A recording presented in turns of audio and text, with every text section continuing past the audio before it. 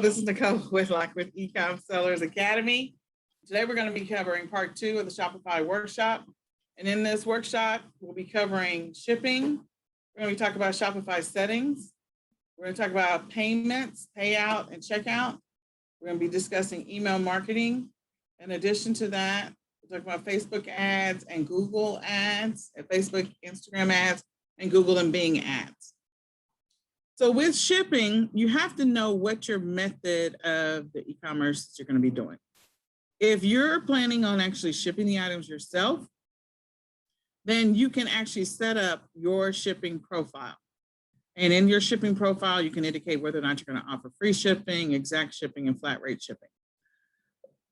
You also have to know where you're going to be shipping to, where you're going to be selling your products, because in Shopify, you can sell your products to different regions. If you're going to be doing drop shipping, then most companies that may have an integration with Shopify for drop shipping, they're actually going to, you're going to be integrated with your Shopify store. And so they'll get a notification to fulfill the order. And then you'll receive a fulfillment notification within your back office of Shopify. So you need to decide what method you're going to do. If you're going with a drop shipper that doesn't have an integration tool like an app that integrates with Shopify, then you may use a different tool like ShipStation. ShipStation has a pretty good integration, and most companies can use it, so it integrates nicely with Shopify.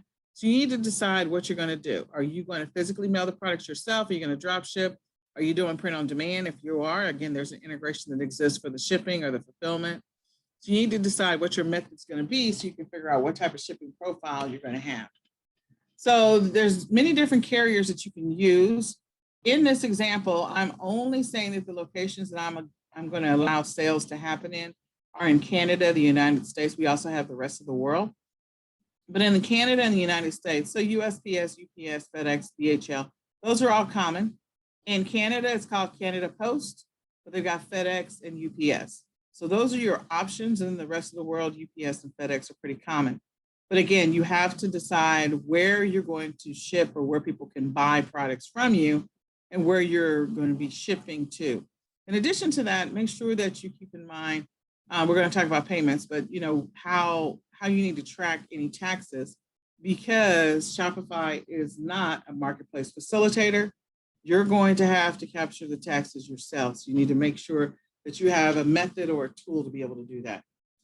So your shipping rates, if you're going to ship it yourself, you can offer flat shipping rates, you can offer free shipping, and there's like an app so that maybe after, I don't know, if they purchase $35 or more, you'll offer free shipping, or $50 or more, you'll offer free shipping. You can use the app to help you with that integration or to show the promo at the top of the page. You'll notice several Shopify stores where they have that whole free shipping option. You can do calculated shipping that calculates the exact rate of the shipping. So I like flat rate shipping because you typically with flat rate shipping, you know, you can ship a brick in a box and you're going to be okay as far as weight is concerned. But again, USPS is the only one that offers you flat rate shipping in a sense regarding boxes. Everything else is going to be based off of the weight and the dimensions of the box, so keep that in mind. And are you going to offer any local pickup? Depending on what your product is that you're selling, you know, local pickup may be an option for you. It may not, so it just depends. So with the shipping, you can have, you can produce or print shipping labels that go, of course, with your shipment, but also on the outside of your box. So a shipping label can cover all of the calculated shipping cost. And so you want to make sure that when you're pricing your products within Shopify, that you do include some level of estimated shipping, that you have an idea of what size box, how much weight a product is going to cost you in standard shipping, and the cheapest shipping and maybe the most expensive. So you want to have that in mind so you can include the total cost in the listing of your product or in your setup for your shipping settings.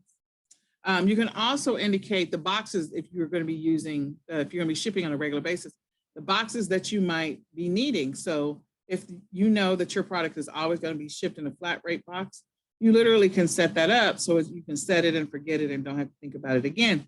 And if people want express shipping, you can go ahead and set that up as a default, and then express overnight or whatever the case may be within the United States. And if they want same day shipping. So you can go in and set that kind of stuff up. You're going to indicate the dimensions and the weights of the box or the package in which you're shipping. But again, you need to know what you're selling to determine what information you need for estimated shipping. And then you need to understand some of the strategies that are going to help you to manage or mitigate your shipping costs. The shipping can dip into your profits big time. So you have to do a really good job of estimating what the shipping might be for the products you're going to sell. That's why I always say get samples. If you get samples, you have a better idea of what the estimated shipping might be. And you also need to understand your processing times. So as we know right now, the relationship with USPS and sellers is not that hot because it's taking USPS a little bit longer, or they're continuing to take longer than necessary to ship things. So this is the new norm, that shipments going through USPS are just going to be slower. That's just the fact. If that's your method of shipping, then you need to make sure that you account for that in your processing times on your site. So instead of having, your processing time of 1 day, maybe you put a processing time of 2 days, allowing yourself the additional buffer. Maybe you plan on fulfilling the order in 1 day, but knowing that it can take USPS longer to get the package out to your customer. So you need to understand what the processing times will be.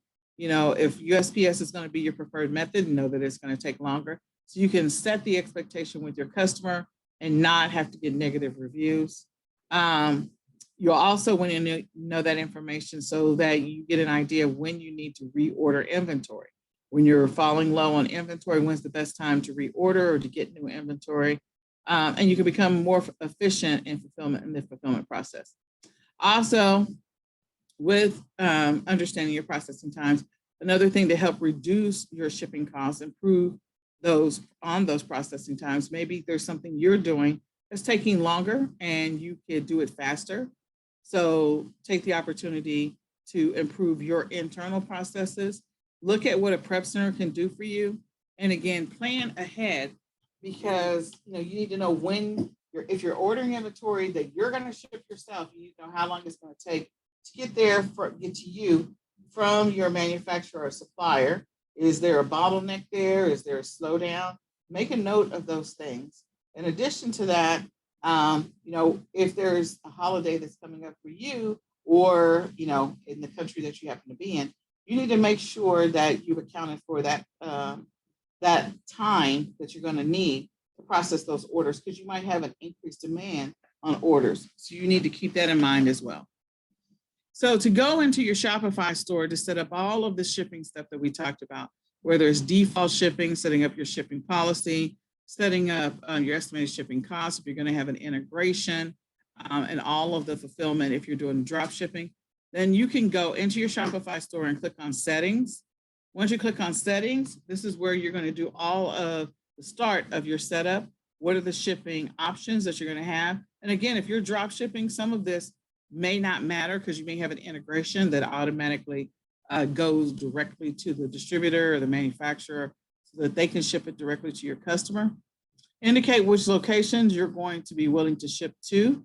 So people can buy from Canada, people can buy from the US, people can buy from maybe Australia. So indicate those, you can manage that, and then put in the estimated shipping information that you have.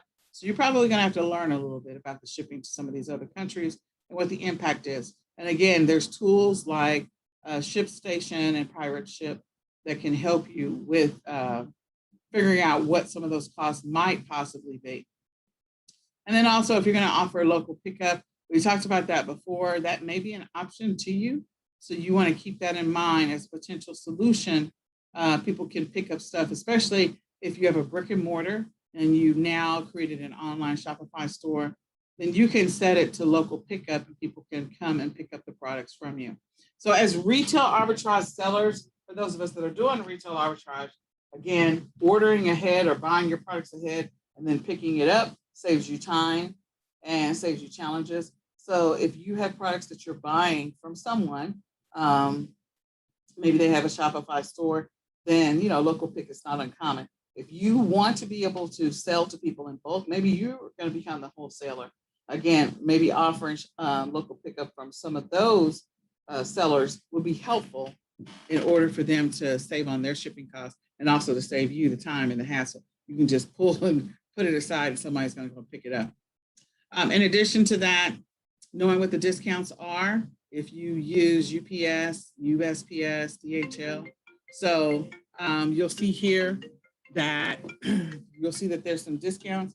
If you buy shipping through these methods using the labels, you'll be able to produce labels out of Shopify. But if you buy shipping through these methods, then you can get a discount on your shipping to your customer, which is great for you. And I'm going to tell you that if you choose UPS, just know that UPS may offer ground and they will actually ship it through USPS. So even though you're getting a great discount, it may take your client forever or your customer forever to receive that package. So just be aware of that, just a heads up, so that you know. All right. The next thing that we're going to talk about is your page setup. So there's a lot of setting options that you see here. General, payments, checkout, shipping and delivery. We talked about that. Taxes, which is something you're going to have to set up. Locations, where do I ship to? Where do I fulfill orders from? Where is my inventory located? Notifications, these are email notifications to your customers and back and forth. Gift cards, if you're going to offer gift cards. Anything that's going to be displayed on your page. So uploading of images or videos, marketing videos, or showing your product in use, then the file section is where you're going to put that. Sales channel, so if you're going to sell from Shopify through to another platform, you want to know what integrations are available to you. So you can integrate other sales channels. So a sales channel might be selling also on Walmart and Shopify, selling on Amazon and Shopify. What are those integrations that are available? And that's what's under sales channels. Plan and permissions, the plan that you're in, the permissions, the store language. So maybe you want your store to appear in Spanish, or you may want your store to appear in Portuguese with Portuguese language. Then if that's a place where you're selling, you can control that there. The billing, and then any of the legal stuff that you have to keep in mind for your store. So we're going to talk about a couple of these. First one is page setup, that navigation at the top of your page, that header and that footer, the main menu that people are going to see. That's where this is all controlled and defined. And so you can set up your navigation options or edit them. You can add new ones. If there is a menu option you want to add, then you can click on add menu so that you'll have all the options that you need available to you to make your store look and feel the way you want it to. So your preferences, putting in your pixel, this is where you're going to put in your Facebook pixel, your Google pixel, you also any of your social sharing images, and also links to your page, your home page. So the SEO work that you're doing for your store, you're going to put that information into the homepage title. Also, you got the homepage meta description. So make sure you populate that and not leave it blank. You don't want Google or the search engines to try and figure out what it is you want there. You want to know what goes there. And then, where you can change your password. So customer privacy, there's some guidelines on different countries. So keep that in mind. Password protection. So updating your password and then spam protection, whatever the spam guidelines are. You don't want to spam people, and you want them to know that when they're buying, if you set up what's called the CAPTCHA or the reCAPTCHA, that will make them feel like this is a secure site, that you're not just getting fake buys or fake potential buys. So it's turning that on.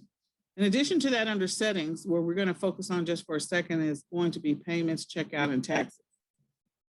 So under payments, you do have to set up your payments.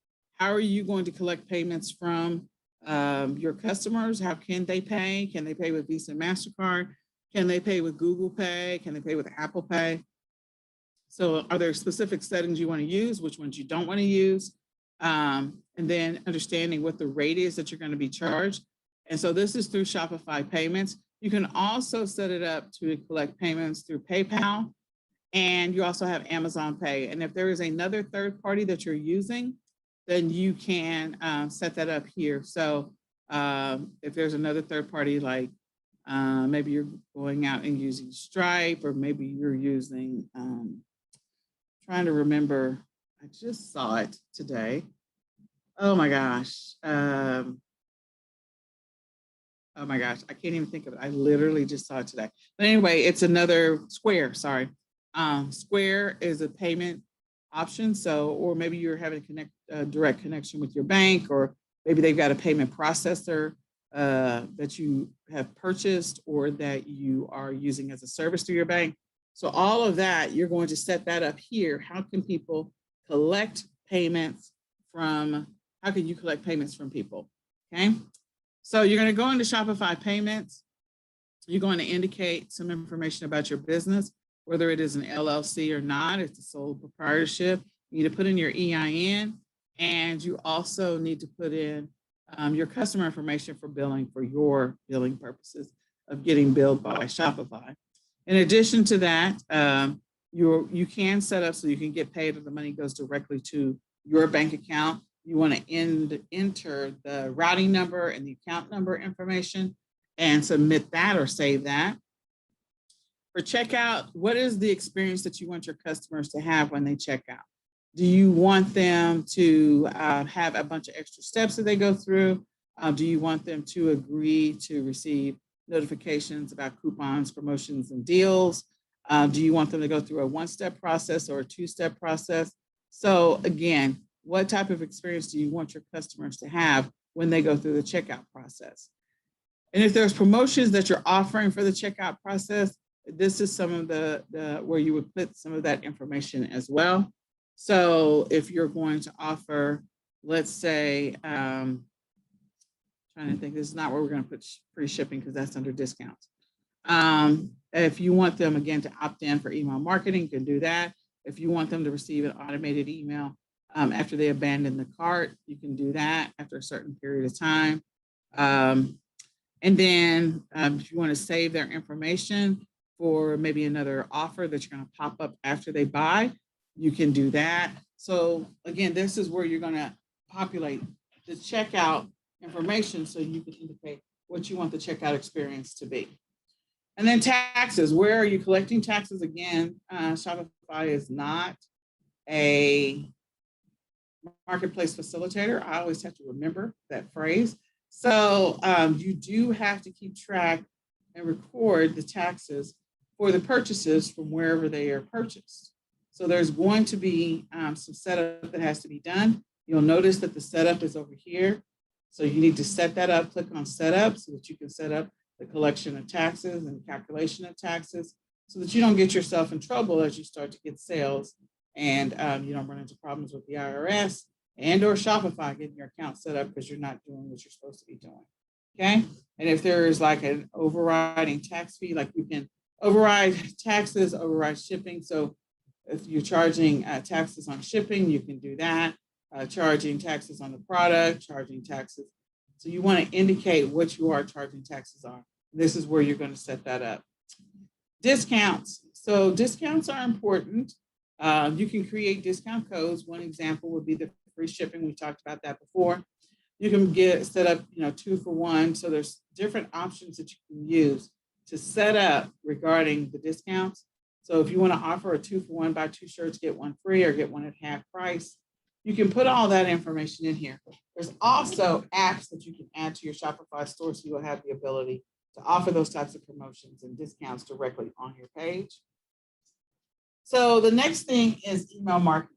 You should be, when you set up your Shopify store, you should actually set up your email marketing strategy. The reason being is because when you have the customer's information, that's an opportunity for you to get repeat business from that customer. So their name and their email address becomes extremely valuable, including their address because you're shipping products to them. So capturing the email address, you can send them weekly newsletters, tell them what's new in the store, what new products are coming, what promotions you're offering for the upcoming holidays, what type of discounts for referrals. You can do all kinds of cool things if you collect the emails. So keep that in mind because you should be collecting the emails for your customers, Unlike other platforms, you don't have the opportunity to collect the emails like you do with Shopify. So this is a benefit to you because, again, this is direct interaction with your customer. They're in your customer list, which means you can market to them all the time. So having a niche, having someone buy from you and having a niche in which you can offer products specifically that they might be interested in, that is a good thing because then you know what your avatar is, you know what your customer base is. And you can always create, develop, or sell products that tailor to what they are interested in. Now, if you're a person that's really good at SEO or niche research, you can do that different ways and create different email campaigns to target different people for different things. But again, even with random things that you might be selling instead of a niche specific, you should categorize each one of the customers as they come in. So let's say you're selling some lip balm, and so you've got that on your Shopify store and you're selling that, and there's only like 3 or 4 product options that you're offering, and that's it. So people buy the lip balm. So you might put that into a beauty category so that anytime you sell anything that's beauty related in the future, you can market to people for beauty related products. Another example might be maybe you're doing a dog leash for small dogs. So if you're selling a dog leash for small dogs, you can flag that particular purchase or as a category of pets. And then if you decide you're going to sell more pet related items in the future, you can market to those people that are on the list under pets. So that's the goal, is to make sure that you have the opportunity to market to the customers in the future. And then you can also remind them when they have an abandoned cart, which is always important. Here are some of the options that are available from a Shopify standpoint for email marketing. So these are email marketing tools that integrate directly into Shopify. Make sure you take a look at them. If you don't have a Shopify store and you're planning on setting one up, then make a note of these. And again, this recording will be in the eCom Sellers Academy back office, so you can always come back to this list. So Facebook ads and Instagram ads are going to be important because if you found a niche, you know the target audience, you know that there is demand for the product that you're about to sell, then you found some Facebook groups maybe, or you created your own Facebook group where people can come and share their thoughts, ask their questions, whatever. And so in that Facebook group, whatever it happens to be, and maybe it's ladies with gray hair. So since I have gray hair, we'll talk about that. Maybe there's a Facebook group for women with gray hair, young women with gray hair. And so there may be a specific problem the young women with gray hair are experiencing, and you want to help them solve it. So there's conversations within that Facebook group organically. And then from time to time, you share a post in that Facebook group. So you're targeting that audience. You can also create ads where you target people that are in those Facebook groups or expressed an interest in, the topic of having gray hair, or they have a behavior where they're historically buying products to help cover up gray, whatever it happens to be. You can target them in your Facebook ads manager. And that way, whenever those people potentially buy something, you have their information and you know how to retarget them again for future products that may be related to that and get them to potentially buy again. So you can target them through the Facebook groups that you either are in or maybe join or that you create. You can also create ads in your ads manager to target their interest or their behavior or interest, behavior. I forget what the third one is. There's a third one. There's 3 of them in which you can target when you're creating ads, whether they be ads for Instagram or for Facebook. You can create a Facebook business page, drive some traffic there. You can share articles that are related. They don't have to be your article, just share some articles and start to get some traffic.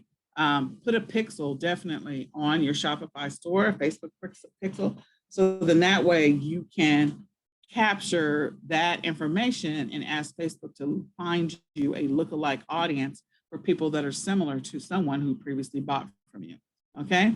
You can sell your products directly on Facebook directly on your Facebook fan page or in Facebook shops. You can do that, or Facebook Marketplace.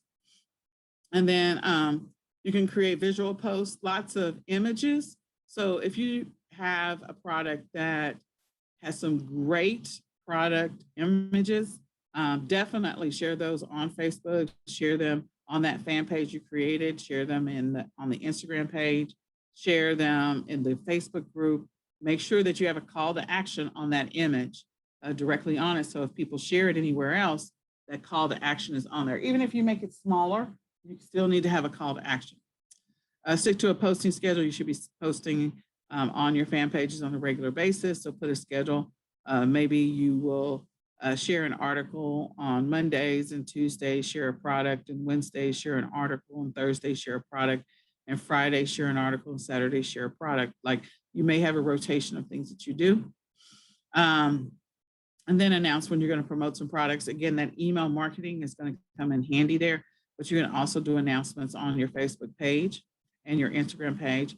Make sure you're engaging your customers, especially if they are making comments about, ooh, I want to try that color or that flavor or whatever it happens to be. Do you have it in a larger size? Make sure you're engaging those customers. We already talked about a pixel and running ads, and then you want to monitor and retarget your ads. So if you're doing Google ads, you need to develop a Google ads campaign. Again, the process is going to be very similar to setting up a Facebook and Instagram ads campaign. So your goal is to get as much traffic as possible. And you're going to get a lot of traffic directly from Google, just a heads up. So do a really good job of building your keywords list and the most searched words list, and the most use intent. Make sure that you find those search words and keyword phrases that people might be looking for this product or might be using this product for. So whatever it is, you can search how to find small dog leashes. I don't know. Where to find whatever it happens to be. So you can type those in Google and see what some of the results are that come up. And if you want to target people based on those results, make some notes on what you see in the results. Make sure that you know where you're targeting people. So again, if I'm allowing people to only buy from the US and Canada, then I need to make sure that I'm targeting US and Canada audiences. But don't overlook the opportunity to make some money internationally from different countries. So don't overlook that opportunity. But you do need to understand what the shipping is going to be and what the tax collection requirements are when you're selling to people in those countries. And then again, you need to, when you set up your Google ad strategy and Bing ads, make sure you have anywhere from 5 to 25 keywords per ad group. So if you're setting up multiple ads, even if you're doing YouTube ads where you're showing the product in use, make sure you have sufficient keywords and or tags and or hashtags. It's going to help you. And do the same for Bing as well. So I hope this information is helpful regarding your Shopify store. I would love to see everyone go out there and set up their own Shopify store and do something great. I'll sell a lot of products, but find a niche, get that store set up, and then start seeing what you can do to get some organic traffic to that store using great keywords and titles. If you haven't already, we did amazing training inside the eCom Sellers Mastery Bundles course, where we talked a little bit about creating listings that are going to drive traffic, because Shopify is all about getting traffic and organic traffic. So, we talked about titling your images, your keyword research, and different methods and techniques. So that's something you want to keep in mind, doing some really good keyword research to help you find what is the niche that you're going to sell, and then what are the words that people are using, so you can include and incorporate those into your listings, into your titles, and to some of your key search words, and also into your ad strategy. All right, so if you have any questions, please type your questions. This is where we are done for this session. And if you have any questions, type your questions in the comments section of this video. And one of the eCom Sellers Academy leaders will jump on, answer your questions, do what we can to help support you, because your success does matter to us. So type your questions in the chat. Let us do what we can to help you and to help support you on your journey. And with that being said, I hope this information has been helpful to you. If you have any questions, again, type them in the chat. Don't forget that you can always schedule your 20-minute coaching, one-on-one coaching session. So we're getting ready to start another quarter. If you didn't set it up yet, go ahead and set it up now, and then you can set up another one for quarter 3. All right, we'll say goodbye for now.